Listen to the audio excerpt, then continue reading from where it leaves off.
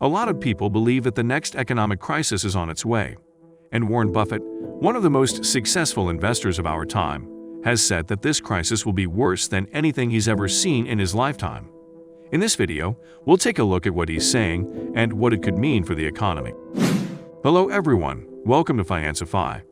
In this video, we will be discussing Warren Buffett's last warning on the economic crisis. As many of you may know, Warren Buffett is considered one of the most successful investors in history. He has been nicknamed the Oracle of Omaha for his investing prowess. In this video, we will be discussing his last warning on the economic crisis and what it could mean for the future. His advice is not to be taken lightly. Before we begin, if you like this type of content, make sure to hit that like button, subscribe to Financify, and turn on our notifications to stay updated. 2022 has so far been a challenging year for investors due to rapidly rising inflation and intense market turmoil. In fact, the S&P 500 index, which includes some of the most well-known companies on Wall Street, such as Apple, Amazon, and Coca-Cola, is on track to have the worst first half of a year since 1970. The effects of the COVID-19 lockdowns on the economy, the Russian invasion of Ukraine, and Federal Reserve interest rate increases have all contributed to the downturn. The U.S. economy is recovering red-hot from the worst of the pandemic, but billionaire investor Warren Buffett has warned that inflation will hit the country. Due to raw material shortages, high savings among those who kept their jobs but were prohibited from spending on things like holidays during lockdowns, and shortages of raw materials, Buffett claimed that his portfolio companies were seeing very substantial inflation in a variety of sectors. In a meeting that covered a wide range of topics, Buffett and his right-hand man, Charlie Munger, attacked what they perceived to be over-exuberance in the financial markets, taking potshots at Bitcoin, so-called SPAC investment vehicles, and the Robinhood stock trading app. According to the Bloomberg Billionaires Index, Buffett has the largest fortune among investors in the world, with a net worth of $104 billion. His investment group, Berkshire Hathaway, has holdings in a variety of companies, including the tech giant Apple, railroad companies, battery manufacturer Duracell, and the ice cream fast food chain Dairy Queen. Economists from all over the world who are closely monitoring for signs of collapse in the U.S. economy will carefully consider Buffett's comments on inflation. Deep recessions were caused by the virus all over the world in 2020. But it is anticipated that a quick economic recovery will result from massive monetary stimulus efforts and the easing of restrictions. Buffett acknowledged that he supported Joe Biden in the 2020 presidential contest. Biden was the driving force behind a sizable $1.9 trillion fiscal stimulus. If inflation picks up speed, the Federal Reserve and the U.S. Central Bank might decide to raise interest rates, which could have an adverse effect on asset prices. Buffett criticized the zero-commission Robinhood share trading app, saying it made it simpler for younger investors to view stock market investments as gambling chips. At the beginning of the year, Robinhood was at the epicenter of a share trading frenzy as retail investors flocked to meme stocks like the video game retailer GameStop.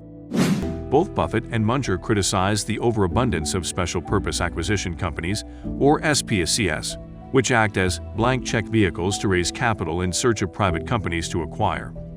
Following a surge in popularity in 2020, hundreds of companies have pursued stock market listings via SPACs, but some observers think this is a sign of a developing stock market bubble fueled by low interest rates.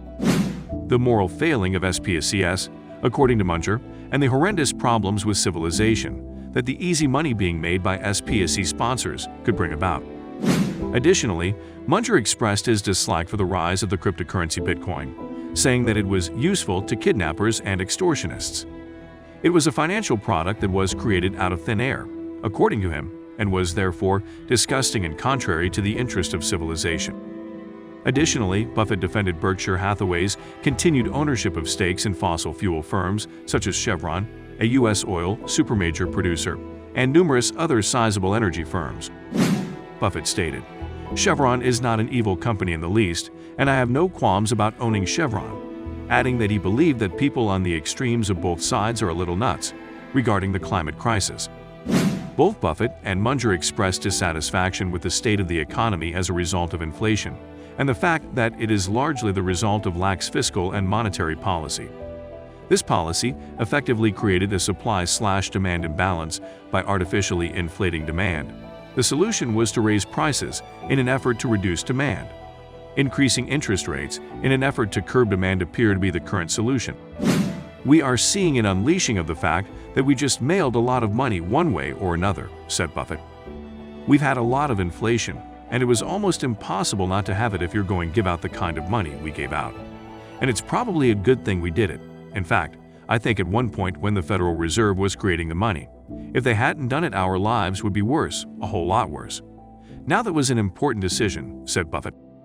In another exchange, Munger said, "It happened on a scale this time that we'd never seen before.